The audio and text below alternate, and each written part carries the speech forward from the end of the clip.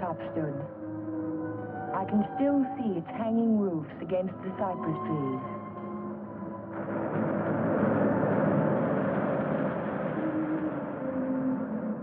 But Hilltop is no more.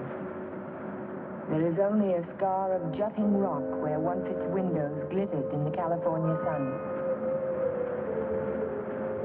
My Aunt Amelia's house still stands next door. I was a welcome guest within its walls, but to me it will always be a house of fear. I was afraid that Sunday morning in September. I was afraid before the doorbell rang.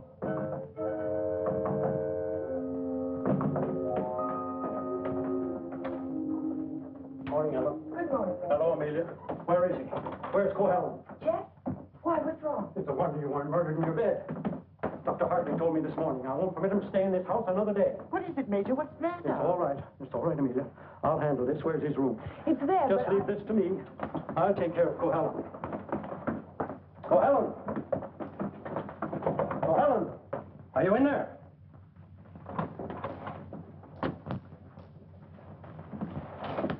He's gone. He can't be. He said last night...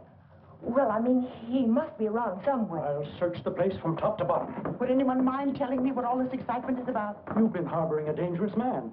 A man who is... Wouldn't it be fair to Jeff if we waited until we find him and then he can speak for himself? Well, by all means, find him. But where? Well, supposing I look in the garage and see if his car's still there. Just what did Dr. Hartley tell you?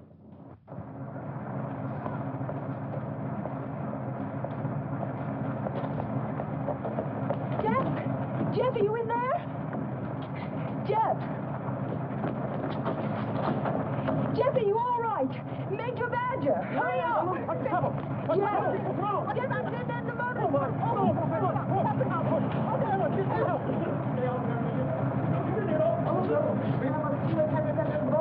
Gotta get him out in the air. Amelia, hold for an ambulance. Yes, I will. Come on, Ellen. Right grab away. his shoulders. You grab his leg. You get him out in the air. Come on. Jeff, if only I had listened to the doctor. If you had only listened to him on the train. There was something wrong even then, something terribly wrong. I should have seen it in your eyes the first time we met.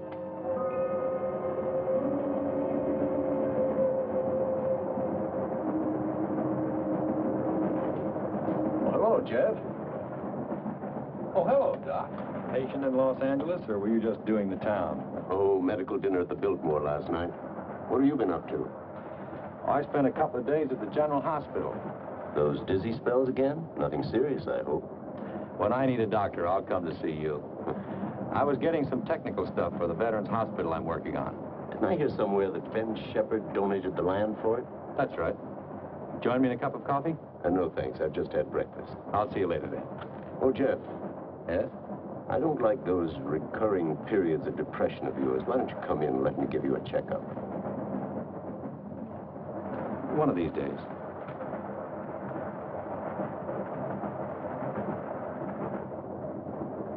Morning, Elmer. Oh, good morning, sir. How about a little breakfast? You can start me off with some black coffee. Yes, sir.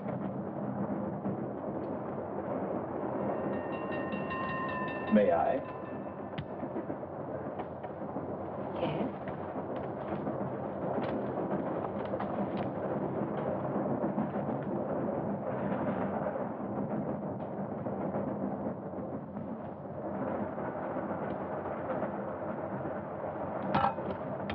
Oh, sorry.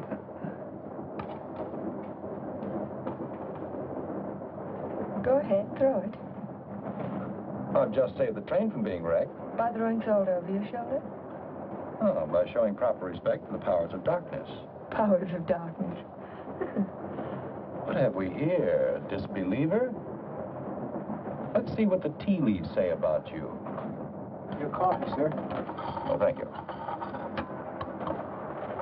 There's a trick my grandmother taught me. She learned it from an old witch in Ireland. And so you've been drinking coffee ever since? That's beside the point. I see your name scribbled on the bottom of the cup. It starts with an L, doesn't it? It does not. Ah, but it does. The tea leaves never lie. I see it now. L-N. Your name is Ellen. Isn't it? Yes. You'll not be so quick to scoff now, will you? Now, let's see where you're from. I see a large body of water. Not so large as an ocean, but the next thing to it. What could that be? Lake Superior. It's the largest lake in America. And you're from Lake Superior? From Minnesota. Now we'll go into your destination. It's Pine Cliff, of course. You wouldn't be on this train. But where in Pine Cliff? I see here an old woman and the letter A. Now, let me see. The old woman is standing in the garden and she's talking to her neighbor. So you're going to the city, she says. And what train will you be coming back on? Saturday's train, he says. Then you'll have a pleasant companion, she says, for my niece Ellen is coming to visit me and she'll be on Saturday's train. You see, the tea leaves never lie. And neither do the tea bags. But how will I know her, I says to Amelia. Sure, now, she says, just look around the parlor car and the prettiest girl there, that'll be Ellen Foster. You're a real Irishman, aren't you? You've obviously kissed the blonde next door. Kissed it, she says. I wear it on my watch fob.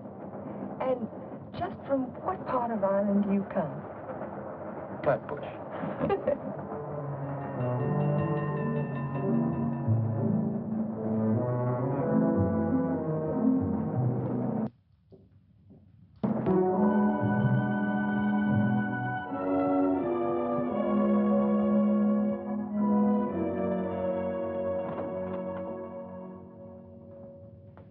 Good morning, Stu. Good morning, Mr. Cohalan. Mr. Shepard here yet? Well, he's in his office.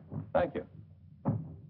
I think this would be an ideal site for the beach club, don't you, Keith? Yeah, it certainly would, Ben. Busy, Ben?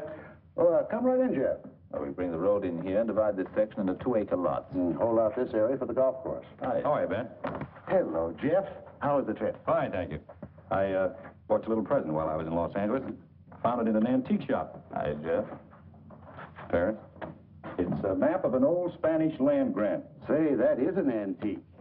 Here's the Ibarra territory. My grandmother's grandfather, he lived right there. That was before California was a state, wasn't it, Ben? It certainly was.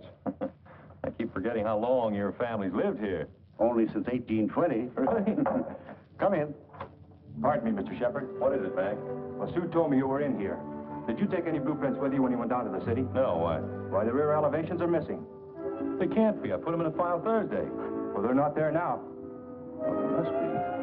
Come on, I'll help you look for them. See you later, Ben. Thanks for the map, Jeff. Glad you like it.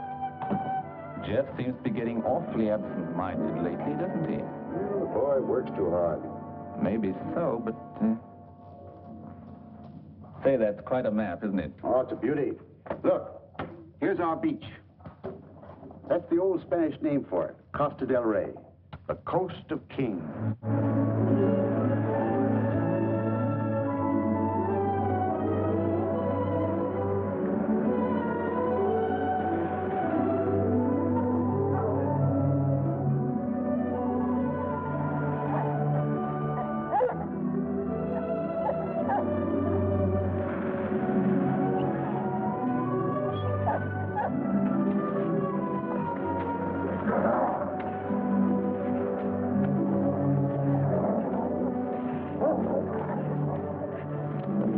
Down, mister, down. Don't be afraid of him. He won't hurt you. Well, I hope he didn't tear your coat. oh, no, it's all right. I don't know what got into him. He never barks at people. He seemed to think I was an intruder. Oh, yes. Of course, that must be it. Is this a privacy? Oh, no. It's just that there was someone who used to sun here beside this rock. Well, I'll forgive him this time. I must say you own a very particular dog. I don't own him exactly. They own me. Shamrock and Mr. O'Grady. Mr. O'Grady? Isn't that an odd name for a German Shepherd? Well, it's Herr von Gradenstein on his papers. I translated. Well, I guess I ought to go home. I'll walk along with you.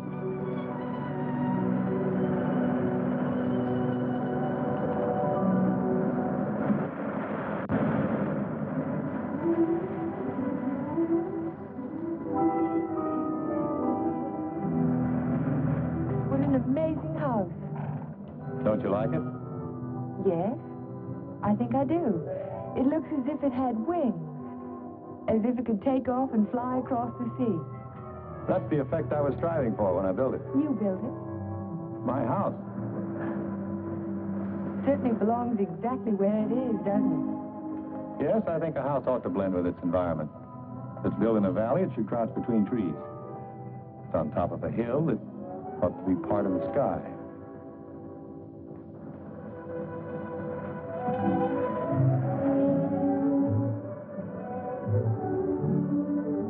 As soon as I put Shamrock up, I'll walk the rest of the way with you. Nice of you to insist. Isn't it? I'm beginning to like your house more and more. You can't take it all in at the first glance, can you? No, it's like some people that way, I guess. You have to know them a while. Like you, for instance? Yes, I suppose that's true of me, too. We don't have houses like that in Minnesota. Do you mind if I take a closer look at it? I thought you said you were late. Oh, another 10 minutes won't matter.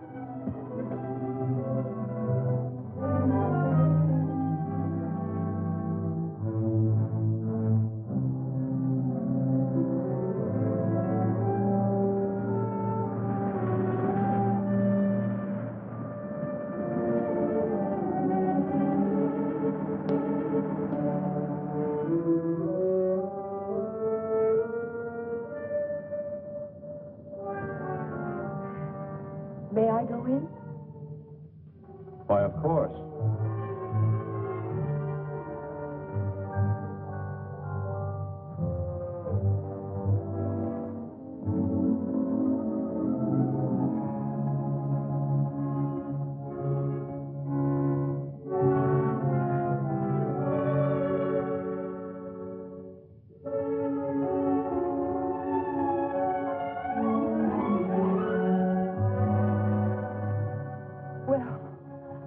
I just don't know what to say. Care for a drink? Thank you. Sherry, all right? Yes.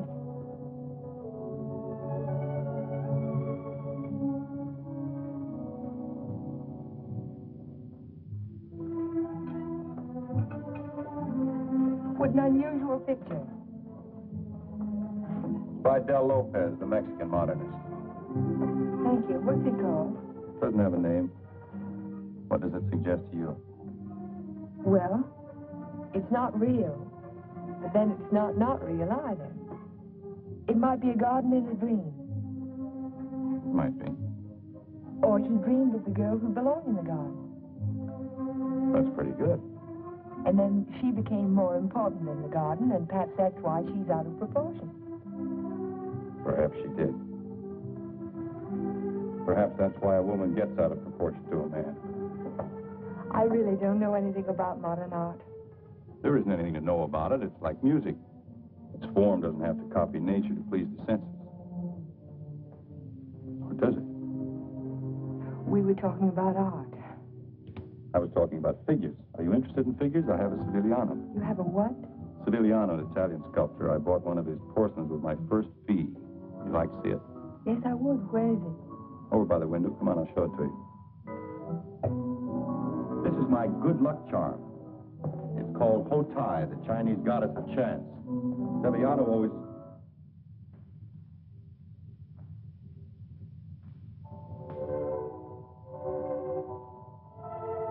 Oh, Jeff, I'm terribly sorry.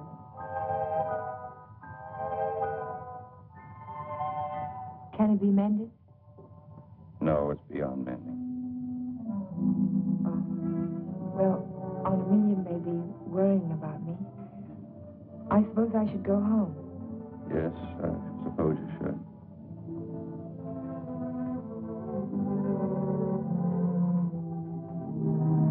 Goodbye.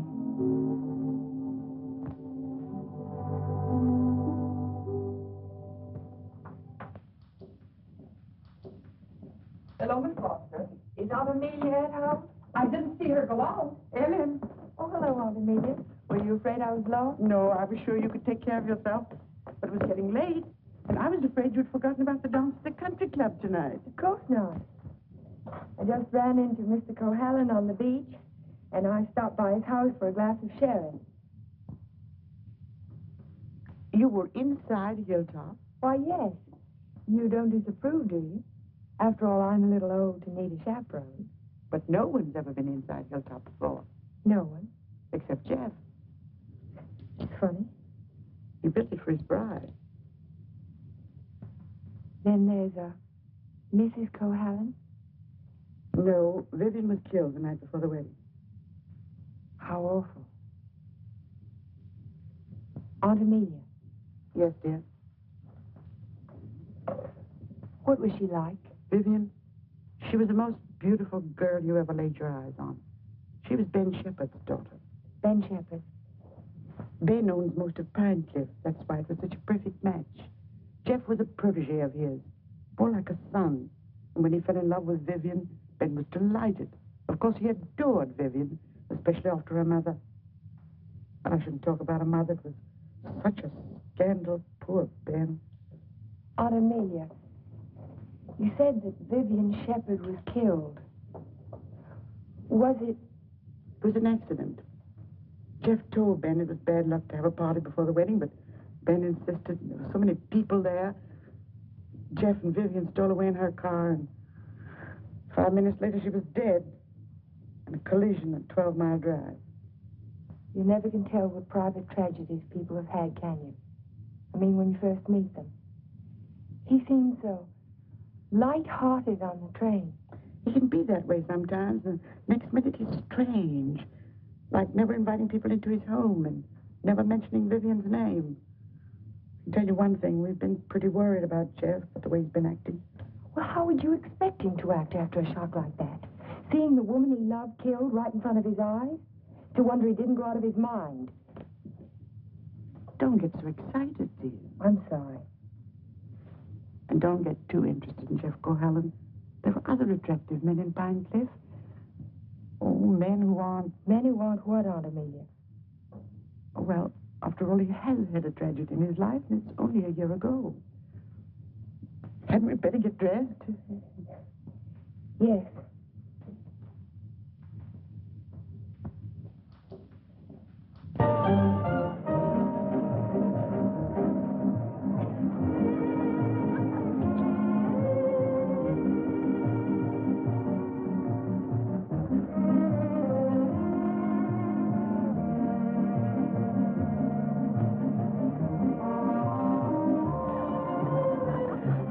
How about taking a look at a great big California wall, huh? I can see it through the window. Yes, what I had in mind was a personally escorted tour. Think of my reputation, Mr. Ferris. But I am thinking of it. A new girl in town seen walking with me in the moonlight while a stag line will give you a rush. I never encourage stag lines. There's no future in them. Well, in that case, we'll sneak out quietly, huh?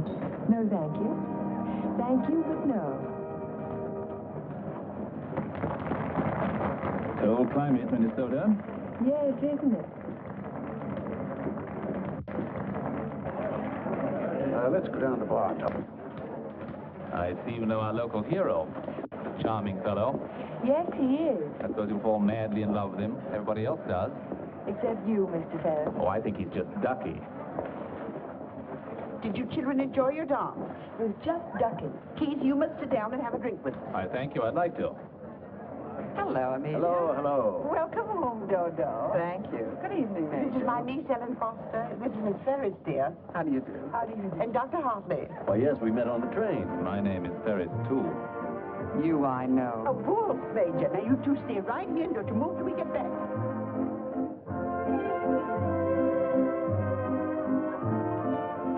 Miss Foster's the only dance I know is a waltz. Will you risk it with me? I'd love to, Dr. Hart. And how were things at the separation center? Did you have a good time? Reno is delightful. I received my discharge papers yesterday. You'll get your copy in the mail. Well, that calls for a celebration, doesn't it? It certainly does. In that case, I'll take you down to the bar and buy you a drink. Oh, really? Oh, come now. We're civilized people, aren't we? Well, I guess it can't do any harm. You know, I think it ought to be a lot of fun, now that we're not married anymore.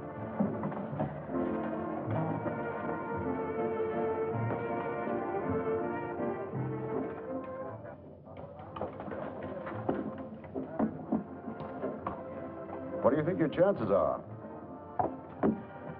Ben, I built more hospitals in the South Pacific in 1 year than the average architect will see in a lifetime.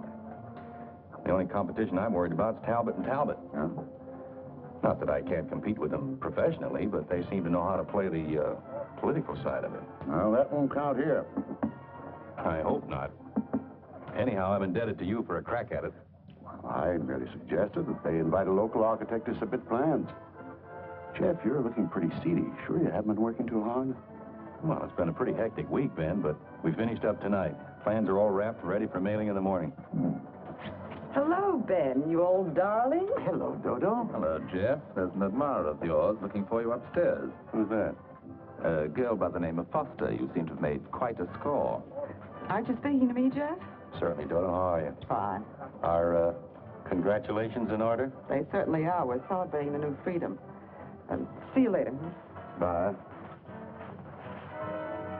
I think I'll go upstairs, Ben. It's, getting a little crowded down here.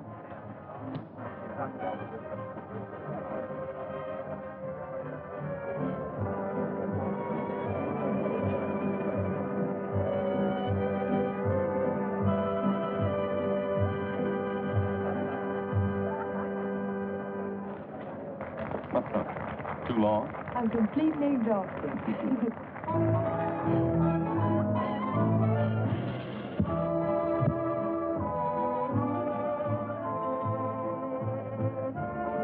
Who's that song?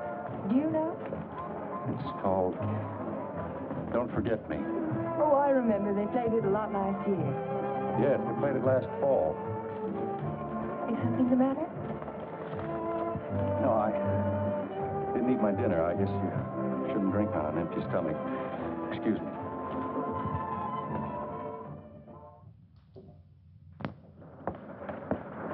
Here, Butch.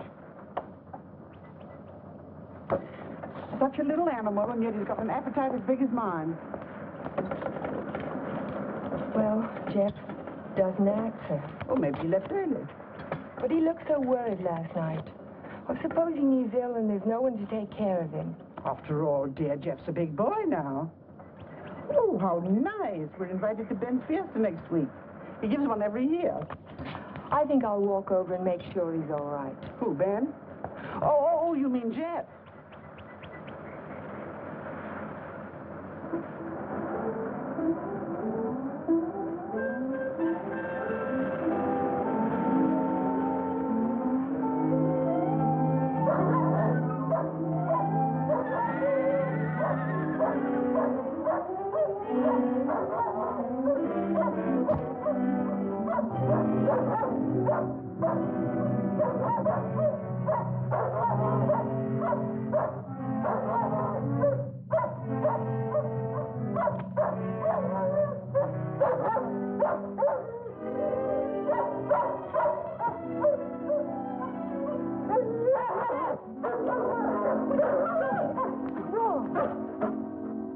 Look at his right front leg. It's shattered. Oh, Shamrock. I hate to have to destroy him. How did it happen? I don't know. I don't know how it could have happened. You better wait for me outside.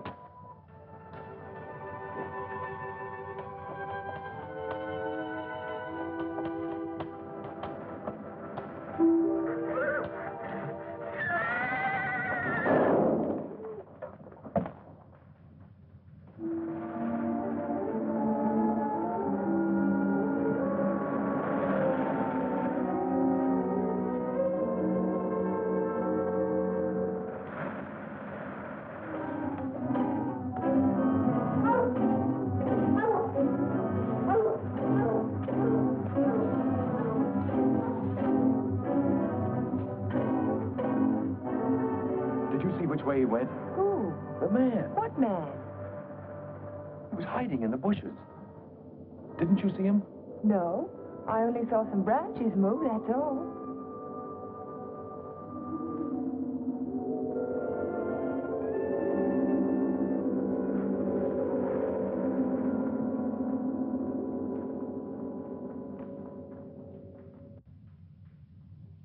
I've never seen lovelier roses. What are they called? Matador, I believe. They grow on the bush out on the terrace. Matador? Of course, after the color of the bullfighter's cape. Or the bull's blood. Jeff, I'm so sorry about Shamrock.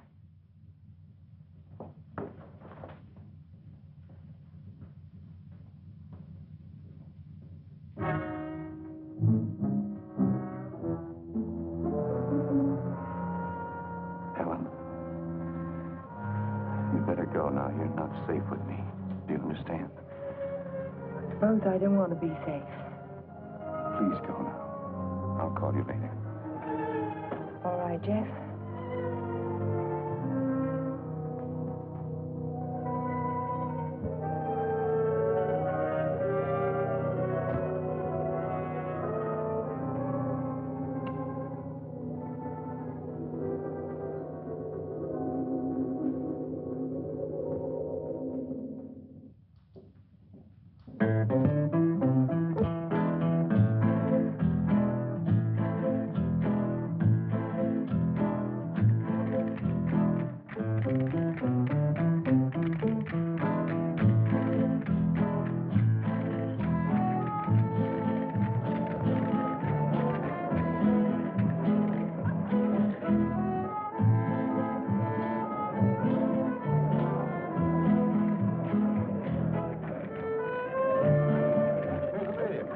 Hello, everybody.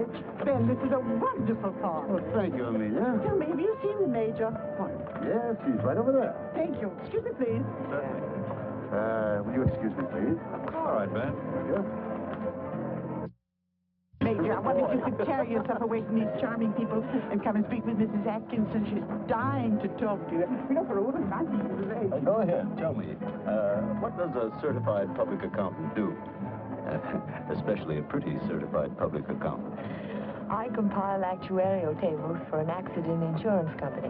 What are the odds against a man fracturing his arm? That sort of thing. Oh, what are the odds? 90 to 1 that you won't break your arm this year. Well, that's good. But if you do, it's 2 to 1 that it'll be the right arm. Or have you noticed that in your practice? No. What I've noticed is that my patients have all their fractures just when I'm ready to sit down to dinner.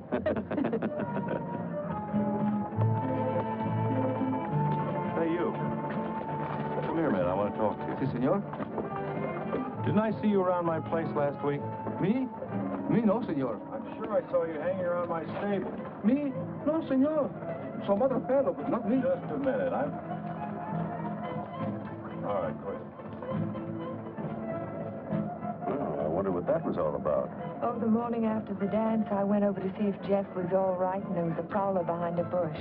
Did you see him yourself? No, but Jeff did. Oh. Cigarette? Thank you. Did you ever compile any figures on the incidence of mental diseases for your insurance company? No, they weren't on our list. Interesting subject. Who's sane and who isn't? Hard to tell sometimes. Do you know anything about paranoia? It's a form of hallucination, isn't it? Delusions of persecution. Starts with an inability to withstand stresses. Normal person experiences misfortune, throws it off sooner or later. But if a person is psychotic to begin with, he may start to imagine things. He might even begin to imagine there's a conspiracy against him. That's when he gets dangerous. Do you have a specific case in mind, Doctor, a person that you're treating? No, it's out of my field. I'm a general practitioner, not a psychiatrist. Senor Doctor. Yes. Lady call on telephone, very sick. You come right away? Did you get the address? Si, senor. Oh, thank you. Forgive me, please. Of course.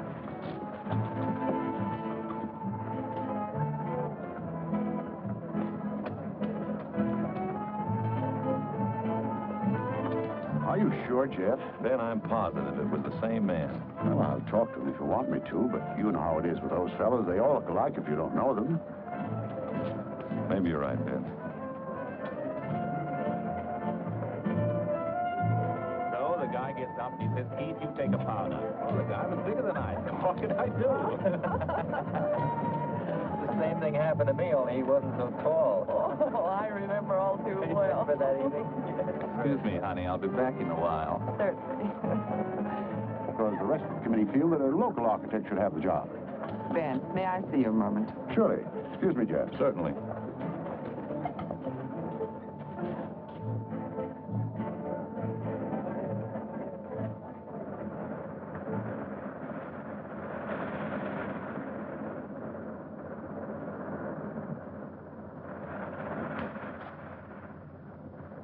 Well, if it isn't Miss Icicle from Minnesota. Good evening, Mr. Ferris. Call me Keith. It was nice of you to find this secluded spot. Are you always this way when you've been drinking? Now, this Miss Prim and Proper business didn't fool me for a minute. I spotted you the first night. Don't. You don't have to pretend, honey. Just relax and enjoy it. Stop it. You kidding?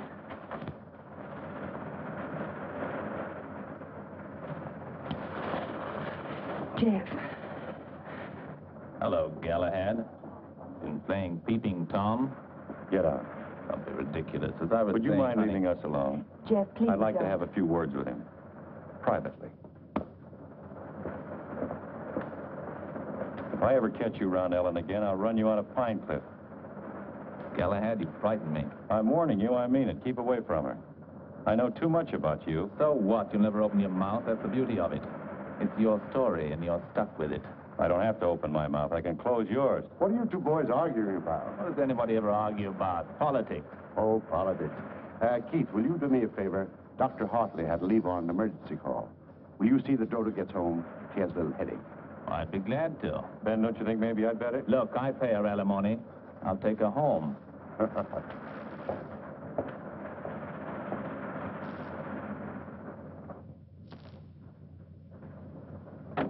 It was a lovely, lovely party, darling. I'm glad you enjoyed it. You're sure I can trust you to take her straight home? Oh, the car knows the way, Ben, all by itself. Good night, then. Oh, Ben. Yes? It might be a good idea to keep an eye on Jeff tonight. See that he doesn't drink anymore. He was getting a little out of control. Thanks, Keith. I'll watch him. Good night.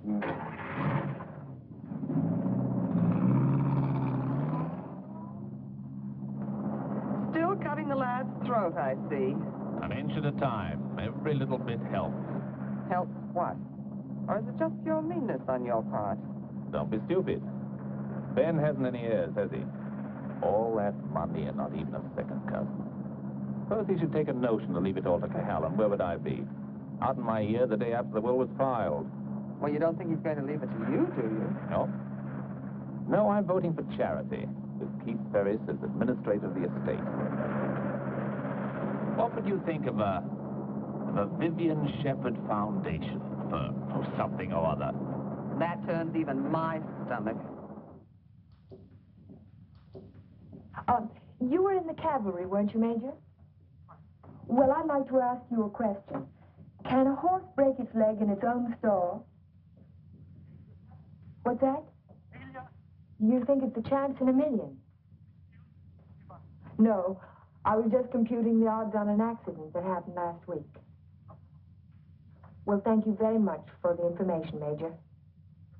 Good night.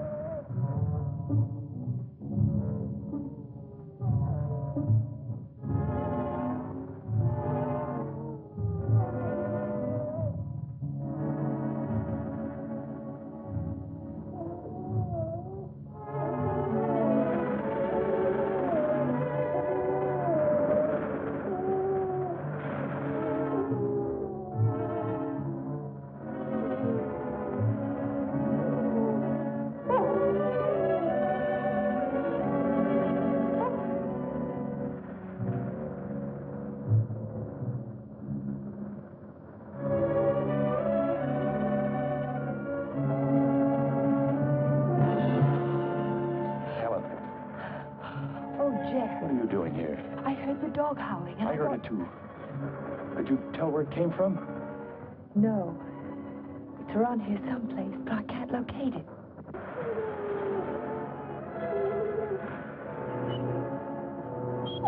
Jeff, listen.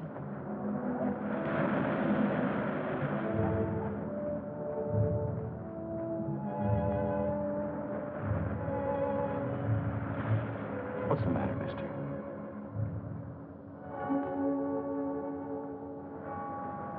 He's gone. Oh, Jeff.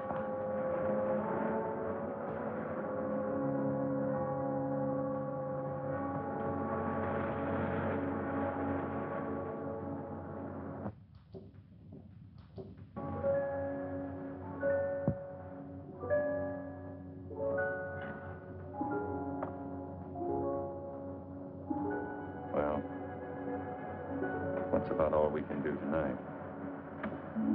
Jeff. I want to talk to you. Well, not now. I'm sorry, I didn't mean to be rude, but I'm just not in the mood for conversation. You have to listen. It's important. Well, let's go up to the house.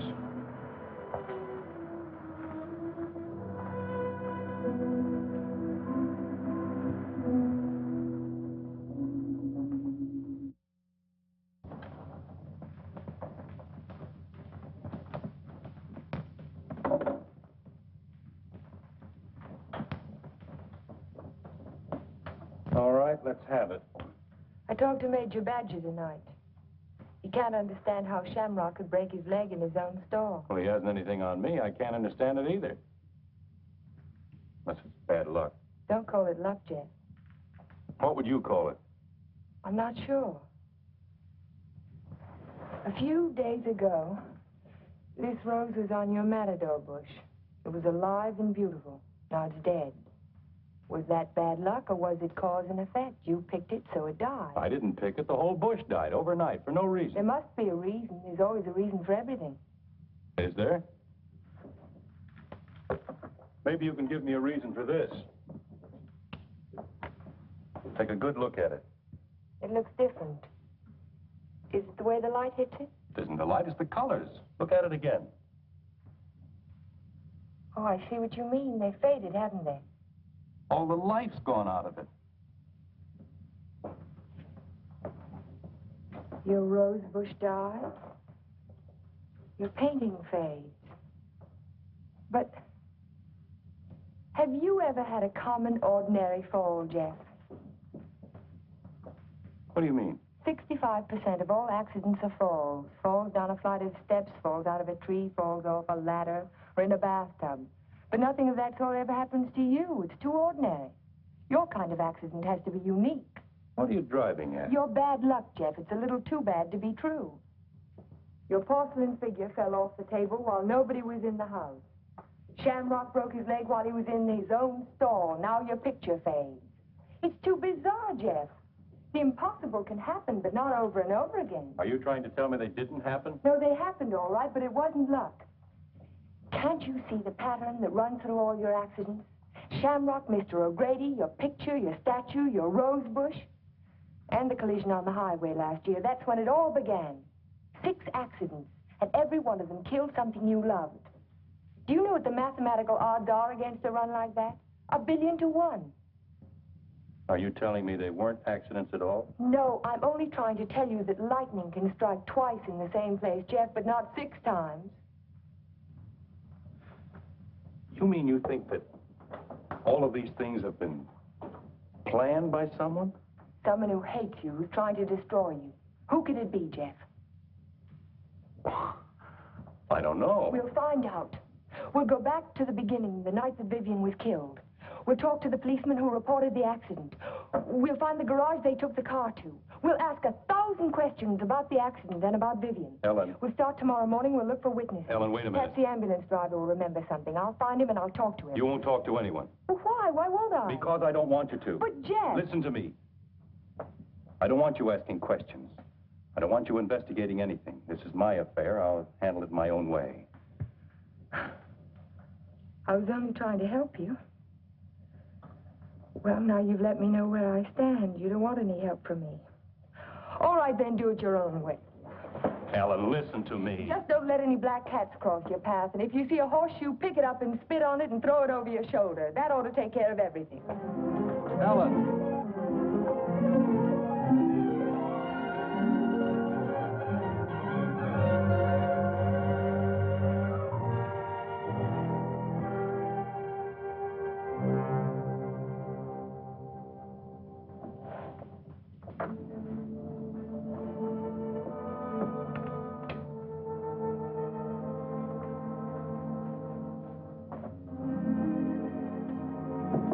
Come in. Hello, Aunt Amelia. You didn't tell me good night, dear. I'm sorry. Is anything wrong? No, there isn't anything wrong.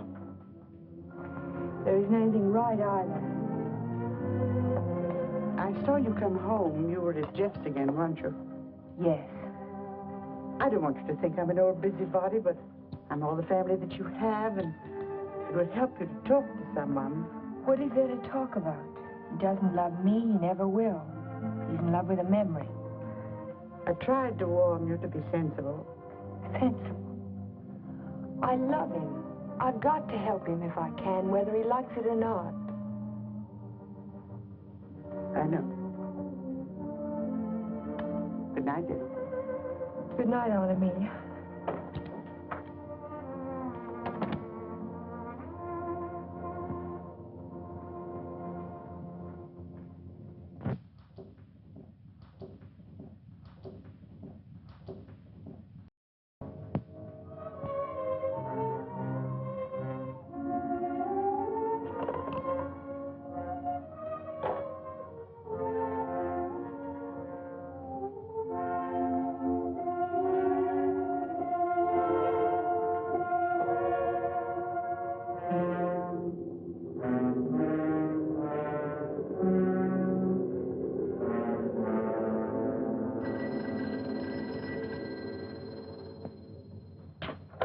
Hello? Hello, Jack. Oh, yes, Ellen.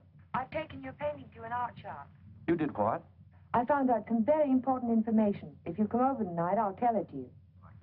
No, I can't tell you now. Look, I thought you understood I was going to handle this in my own way. Don't argue, Jeff. Just come on over. Goodbye. Well, what do you think? It's hard to understand why it's faded. The artist didn't use pen colors, he didn't even use tempera. There must be a reason. I would say this was painted with London watercolor. That's the best you can get. Nothing fades them except continuous exposure to strong sunlight for at least a month. That's impossible. I can't imagine what caused it. Well, I tell you what I can do. I can talk to a couple of artists I know. They might have an idea. I think my best bet is to go and see Trilfit. He's a watercolor man. He's one of the best. He ought to know everything about it. I think I'll catch him tomorrow morning. You know Trilfit. He's a naturalist. He painted dogs and horses and cows. My wife, he made a beautiful Thank you painting. very much. I'm sorry to trouble you. Oh, no trouble at all.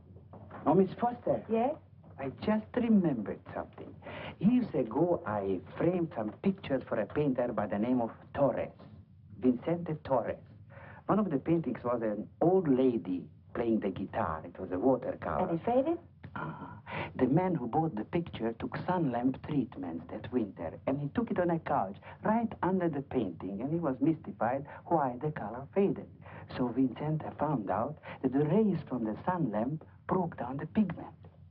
Can you remember the name of the man who owned that picture? I don't think I ever knew. It was some local man. What about the artist? Is he still in Pine Cliff? Torres? He died 5 years ago. Oh. Thank you again.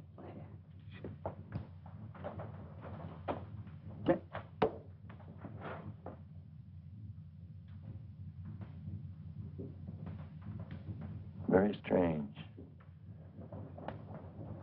Have you told anybody else about this? Of course not. But someone in Pine Cliff knows that you can fade the colors out of a painting by turning a sun lamp on it. If we can find out who owns that picture, Jeff, the portrait of the old woman with the guitar... What would it prove? The If somebody wants to destroy a painting, there must be 100 easier ways of doing it. That's not all. Read this.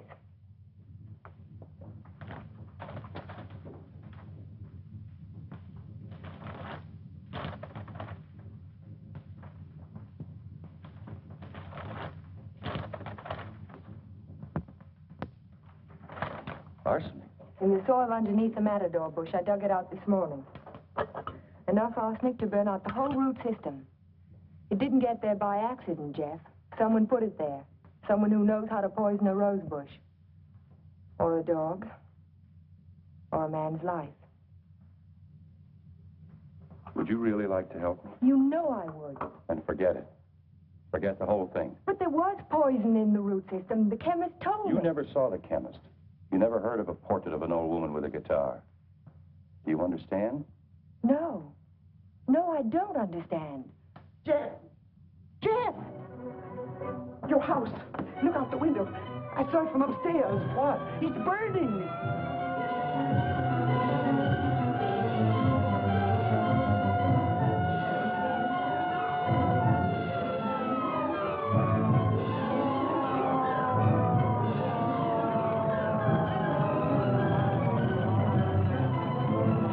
Sorry, we won't be able to save much, Mr. Cohallen. The fire's got too big a stern. Everybody stand back, please. Out of the way, please.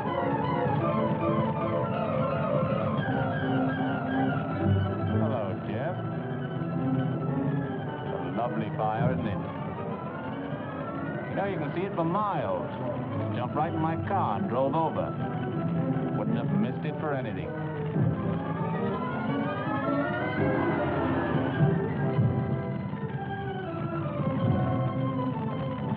I'm so sorry, Jeff. Such a beautiful house. I'm glad it's gone.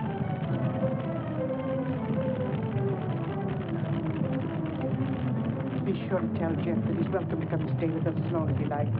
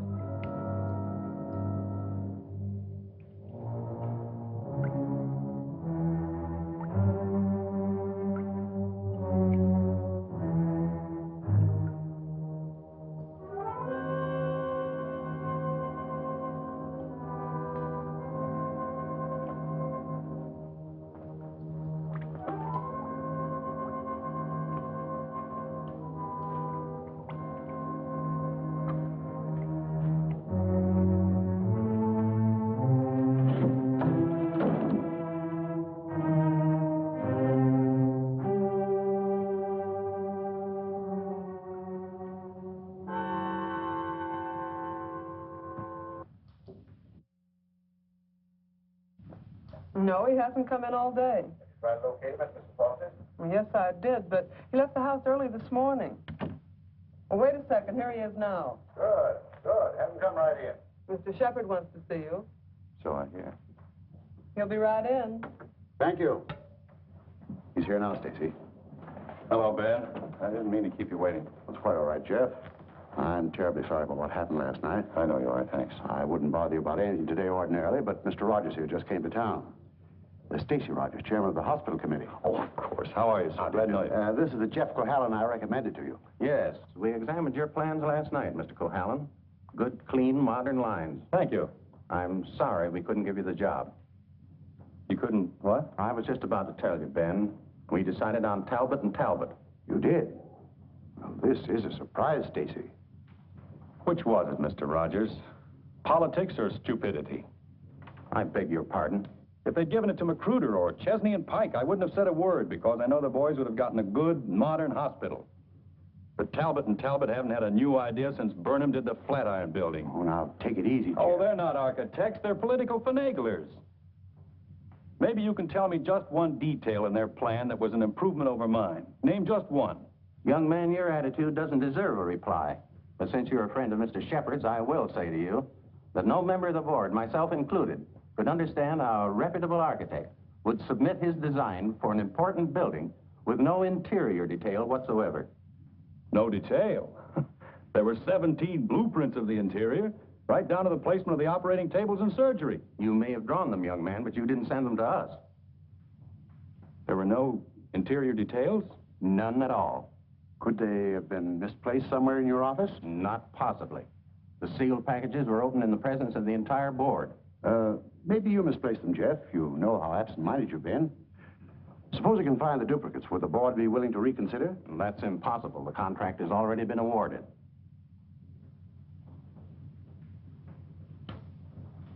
Well, this is quite a shock, Stacy. I felt sure that Cohalan would get this job.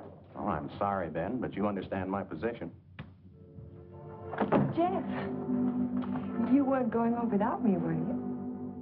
Without you? You told me to drop in at 5:30 and you'd drive me home. Do you remember? I'm not going home now. Was anything wrong? Everything's wrong. Come on, let's get out of here.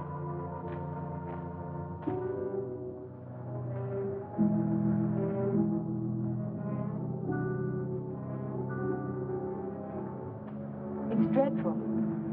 A whole year's work completely wasted. Typical Cohalan luck.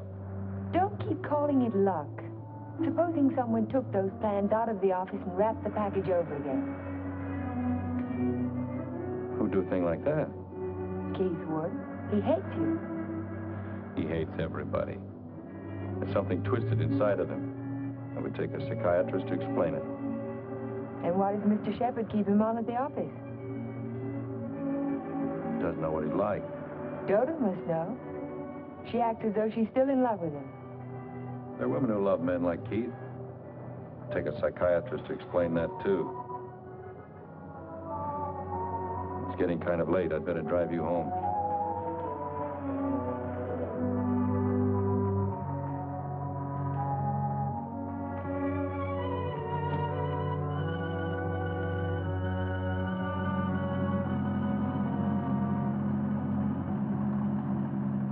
Isn't this near where... What'd you say?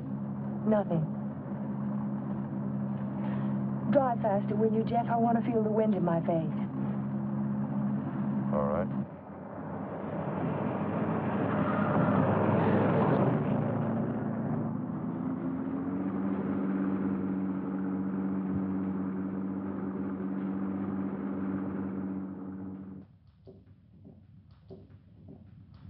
Here you are, Miss Foster.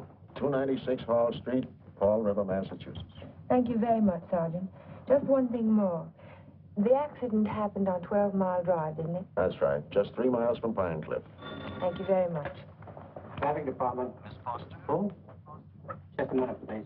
Oh, Miss Foster. It's for you. For me? Hello? Miss Foster, this is Dr. Hartley. Oh, hello, Doctor. How on earth did you know I was here? My office is just across the street. I saw you go into the police station as I parked my car. Are you in trouble, Miss Foster? In trouble? Why, no. I mean, not exactly. I think you better drop into my office. Can you come over right away? Well, I have a long-distance phone call to make first. Well, just as soon as you complete your call. Yes. I think I could come by in about 20 minutes. Thank you.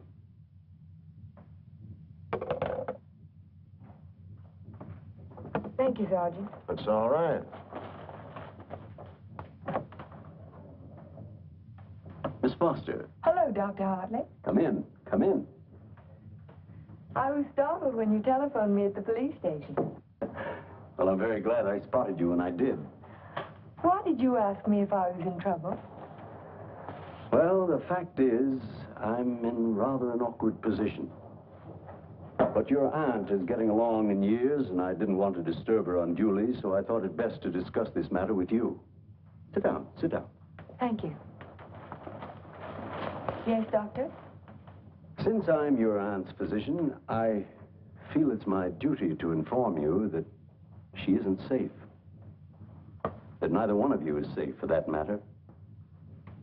So I wanted to get your permission to speak to your house guest, to ask him to move to a hotel. But I don't understand. What has that to do with my aunt's safety? Yes, I was afraid you'd ask me that. The fact is, you're forcing me to take an unethical action. The man isn't my patient, and even if he were... Whatever it is you're trying to say, Doctor, why don't you just go ahead and say it? Yes, you're quite correct. I'll come to the point. Let me say that I believe your house guest, Mr. Cohalan, is definitely paranoiac. He seems to have all the obvious symptoms of delusions of persecution. If that's true, then you and your aunt are in a hazardous position. Two helpless women in the same house with a man who may become dangerous at any moment. We can't allow it. May I ask you a question, Doctor? Certainly. You speak of delusions of persecution, but... Oh, a delusion is imaginary, a thing that never happened. That's right. But Jeff's dog was poisoned. His house was burned down. That was no delusion. I saw it myself. Did you see the gasoline can? Gasoline can? The gasoline can the police found in the ruins of Hilltop. It was an unusual type of container. Only one store in Pine Cliff sells them. And that store sold such a can to Jeff last Monday. How do you know? The chief of police told me so this morning. But I don't see how. And that isn't all. The body of the dog was disinterred. He died of arsenic poisoning. 2 days after his master bought a package of weed out. Are you trying to tell me that Jeff burned down his own house, that he poisoned his own dog? That's impossible. No man in his right mind... Exactly. No man in his right mind. But why? Why would he do a thing like that? Listen. Listen to this.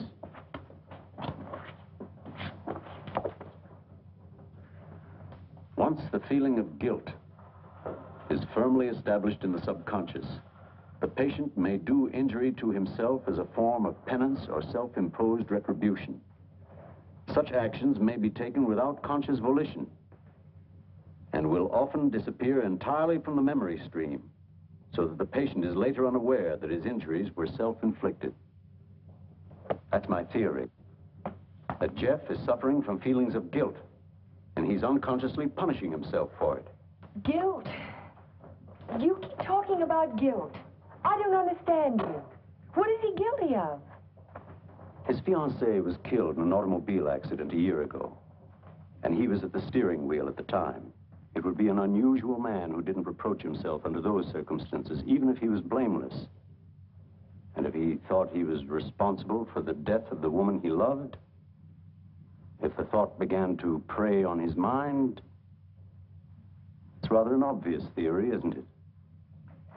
Yes. Then I have your permission to speak to him.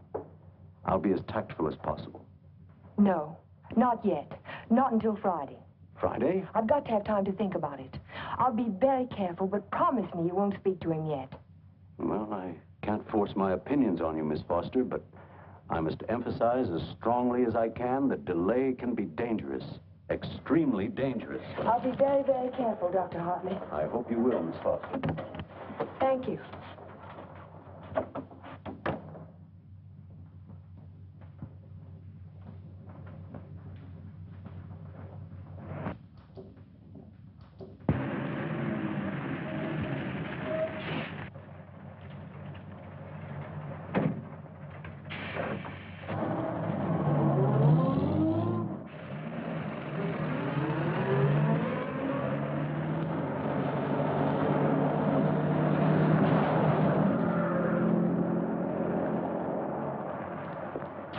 That man must be crazy.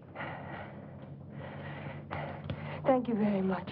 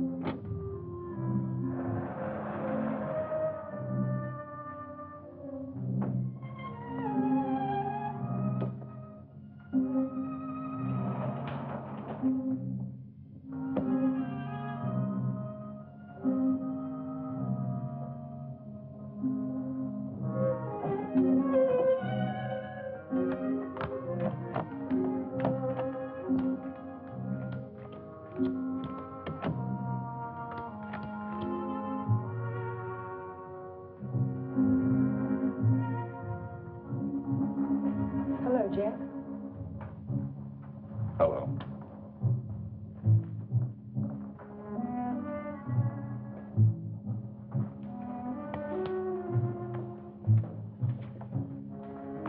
Jack of spades.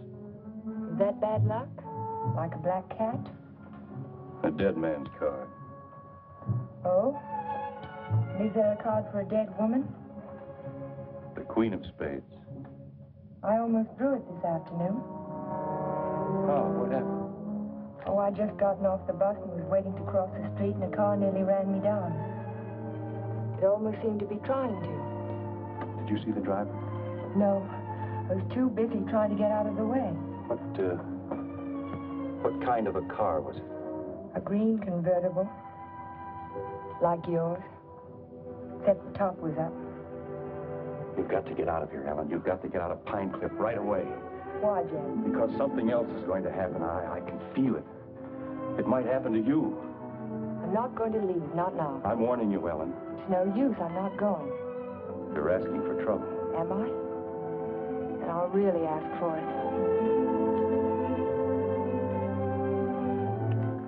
Watch yourself closely. Watch yourself every minute. Don't trust anybody. Not even you? Not even me. Well, I think I'll go to bed now. Major Badger said he'd come by in the morning and take us to church. You won't forget what I said. You be careful. I'll be careful.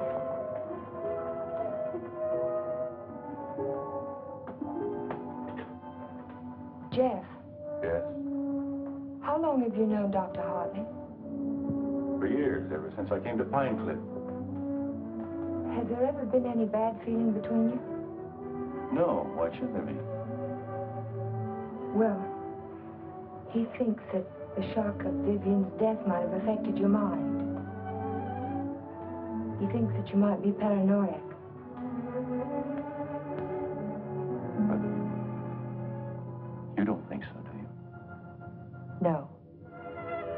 I don't think so. Good. Good night, Jeff. Good night, Ellen.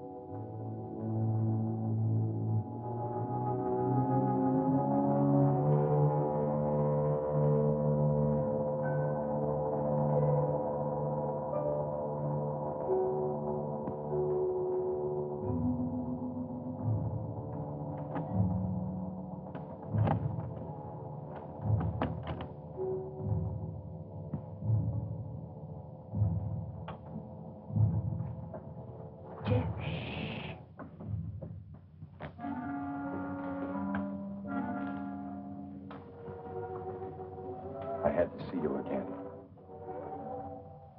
I wanted you to have this. Don't be afraid to use it if you have to. I want you to wait for me tomorrow morning. Tomorrow morning? You mustn't leave the house. You mustn't leave the house without me. Promise you won't. All right, Jeff. I promise. You won't forget when Major Badger arrives? No, I won't forget. Good girl. Good night.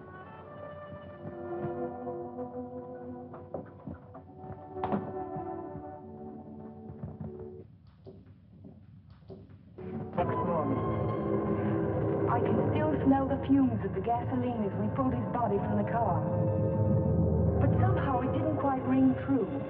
I couldn't believe that Jeff would try to kill himself. No suicide note was found, but the local architect was discovered in the Foster garage with the door closed and his car motor running.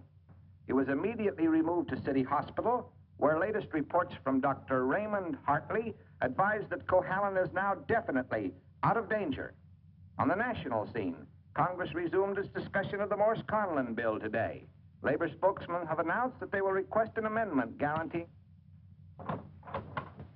I'd like some more coffee, nurse. With cream and sugar? How did you get by the no visitors sign? I walked right straight past it to ask you a question. Oh, you did? Well, suppose you walk right straight past it again, going the other way. Not till you've answered my question. Would you rather I rang for a nurse? Oh, you weren't that way on Saturday night when you needed me. I made you a promise then and I kept it. Now I think you owe me the answer to one question. Just one. Well, I won't ask you why you came to my room that night. I know the answer to that one. Oh, you do? Certainly. You wanted to make sure that I'd find you on Sunday morning before the motor ran too long. You probably didn't start it until after the major rang the doorbell. You don't miss much, do you? You counted on that, too. You knew that when we couldn't find you in your room, I'd think of looking in the garage, no thank you, to see if your car was still there. You have all the answers, haven't you? All except one. Why did you fill those buckets with gasoline? Fill a bucket? Oh, you saw that, too? Yes. I wasn't filling buckets. I was draining the gas tank. So if you didn't show up in time, the motor would stop running as soon as the gas in the carburetor was gone. But why? Why did you do it? You had your question. Don't be technical. Why did you pretend to commit suicide? When that car almost ran you down Saturday morning, you don't think that was an accident, do you? I couldn't get you to leave town, so I had to give him a different target. Different target? Me. Man doesn't kill my rose bush and my horse and my dog and then stop there. He must want to kill me. I can't wait any longer, not while strange automobiles are trying to run you down on the highway. I've got to force his hand now. I want him to think that it's safe to take a shot at me. Don't you understand? Not quite. I've tried to commit suicide, haven't I? It was on the radio. It says so right here. So what if somebody takes a shot at me now and leaves the gun in my hand? It's an open and shut case, isn't it? The police wouldn't even investigate. So he's free to kill me now if he can.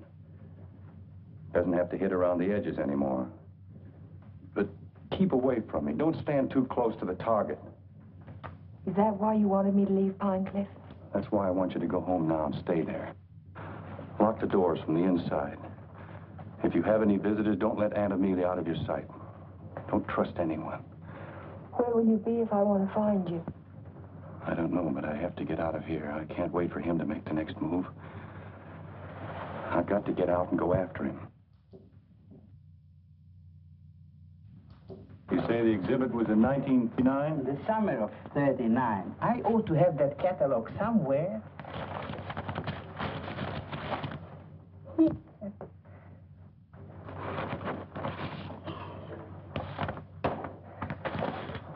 Here we are. And there's a list of all of the exhibitors in here? The back of the book. Practically every artist who might have known Torres. Oh, yes. This is perfect. Exactly what I was looking for. Thank you. Good afternoon. Yes? Are you Mr. Strabini? Strabini? Yes, that's me. Did you ever know an artist by the name of Vincente Torres? Vincente Torres? Yes. No.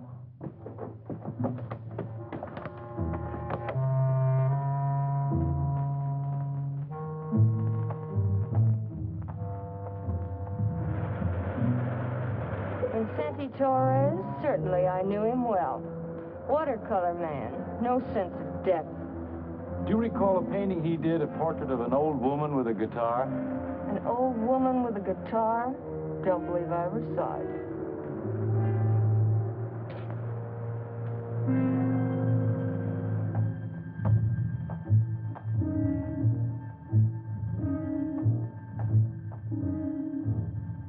The old woman with the guitar? Yes, I remember when Torres painted it. It was during his Renoir period. Do you remember who he sold it to? Didn't know he ever found a sucker. It was a piece of tripe. Well, thank you. Not at all.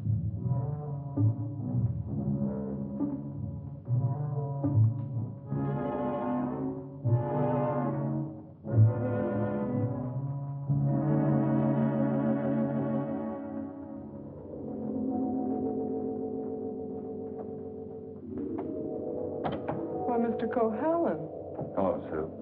you had a few phone calls. Anything important? I don't think so. A man named Carter called.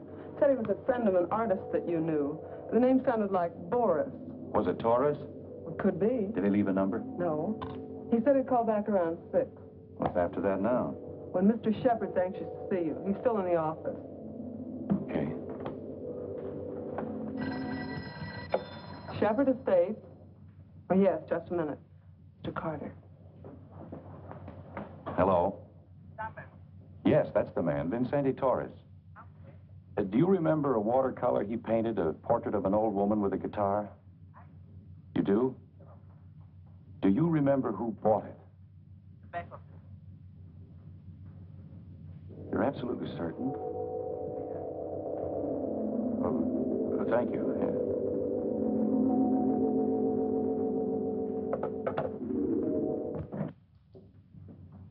Oh, you're just the man I've been looking for. They wouldn't let me in the hospital, and you seem to have disappeared since you got out. Well, I had some important things to do, Ben. Well, anyhow, you're here now. That's the main thing. Of course, I know it was an accident, boy. You couldn't have done it deliberately. Couldn't I? Of course not. Just the same, you've been overworked lately. You're looking all fagged out. It's time you took a rest. Yes, I could use a rest. A nice long rest. Just what I had in mind. As a matter of fact, I'm tired myself. That's why I'm thinking of taking a trip. See something of the world before I get too old. Sounds like a fine idea, Ben. It'd be a good idea for you too, Jeff. Why don't you come along with me? The two of us could have a pleasant time together.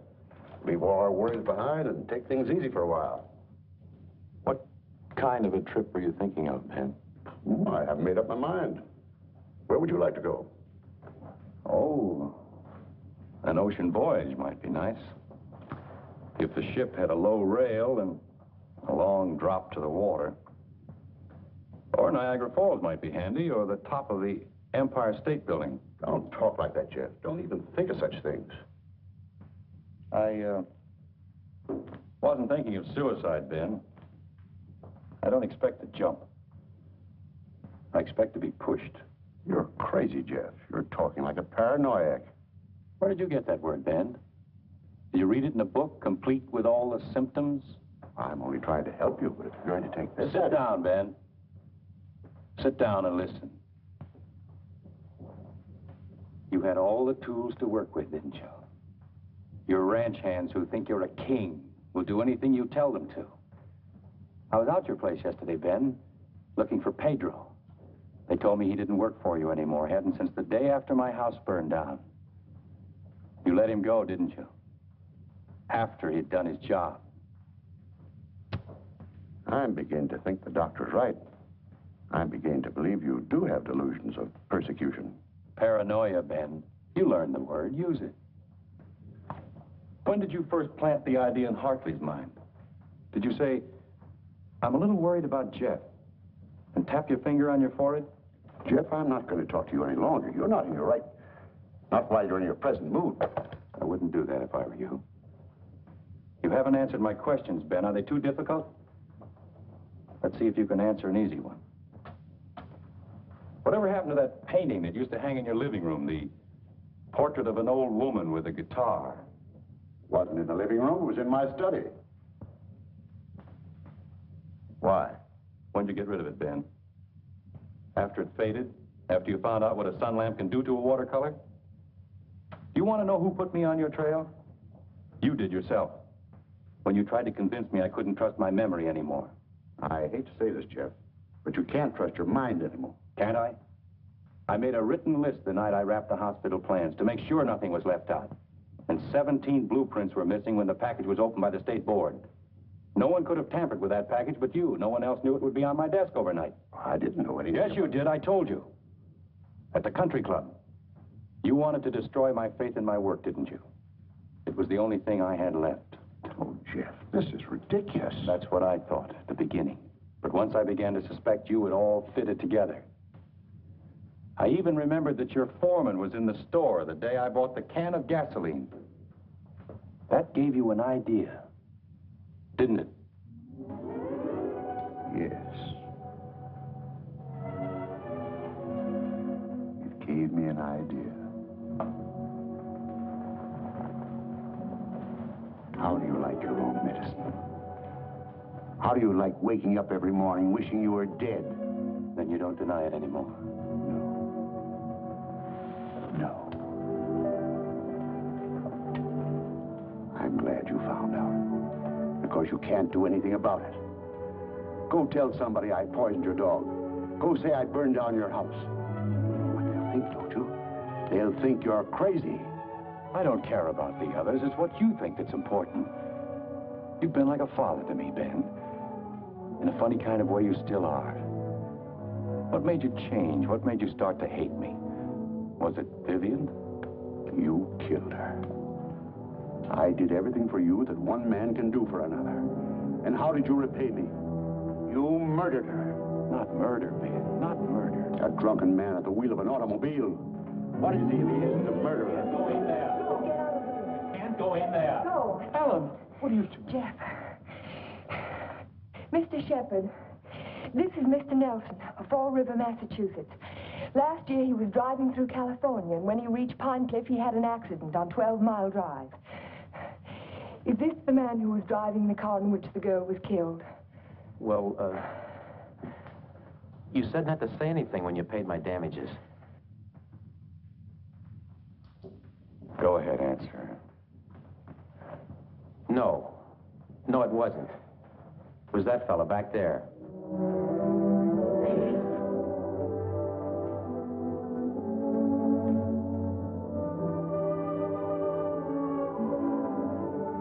Thank you, Mr. Nelson. I tried to keep it from you, Ben. At the party you gave the night before Vivian and I were to be married, I don't know whether you remember or not, I said something to you about the room being a little stuffy. I wanted to go outside for some air. I was really looking for Vivian.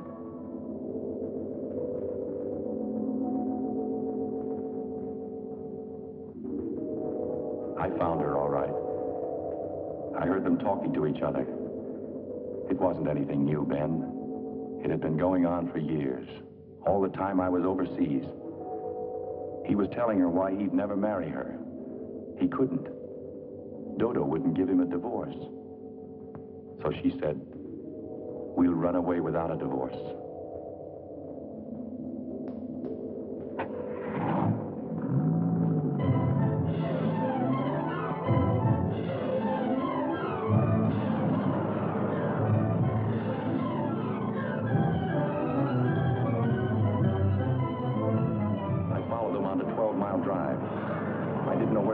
But I knew I had to stop them if I could. He was going as fast as the curving road would let him.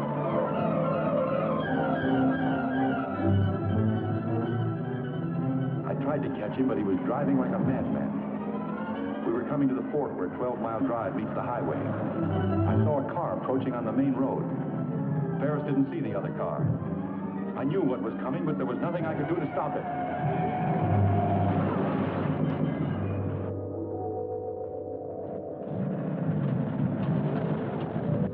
I jumped out of my car and ran toward the wreck.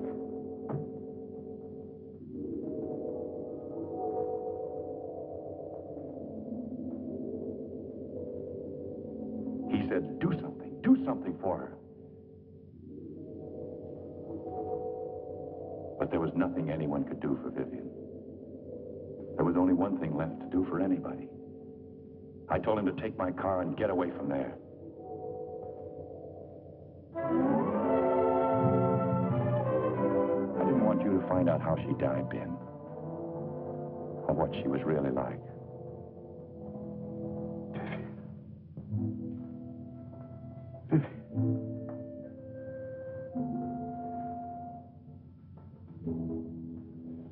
I'm sorry you had to know, Ben. Even now.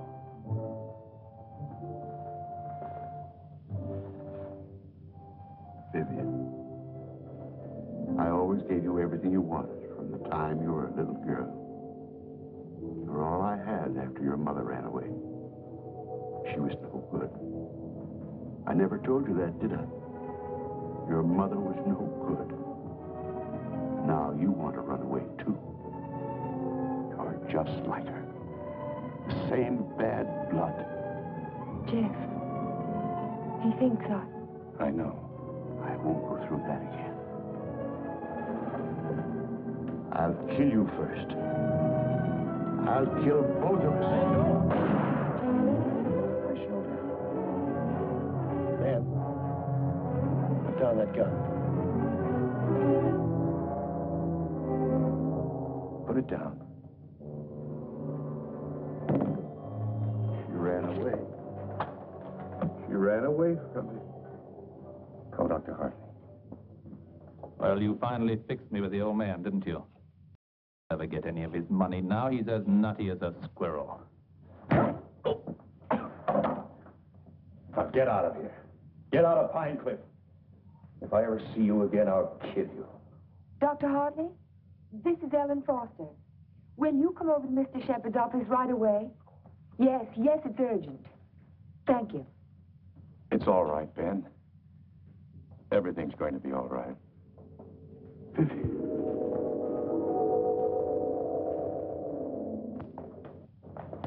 Well, Doctor, will he live? He's healing beautifully. No infection, no complications, simple perforation of the deltoid. And all the time I thought it was my shoulder. You won't need that thing anymore. Good. He'll be as good as new in a week. Tell me about Ben. Well, Amelia, Ben was the psychopath, of course, from the beginning. I ought to have suspected it, of course. Now he's had what the psychiatrists call a catharsis. He's brought his troubles out into the open. Ellen helped to bring them out when she phoned Fall River. He'll be all right now, in time. Well, I'm very happy to hear that. Well, I hate to drag myself away, but the ill and injured are waiting. I'll see you to your car, Doctor. Bye, Ellen. Jeff? Goodbye, Dr. So long, Doc. And now, young lady, suppose you come along with me.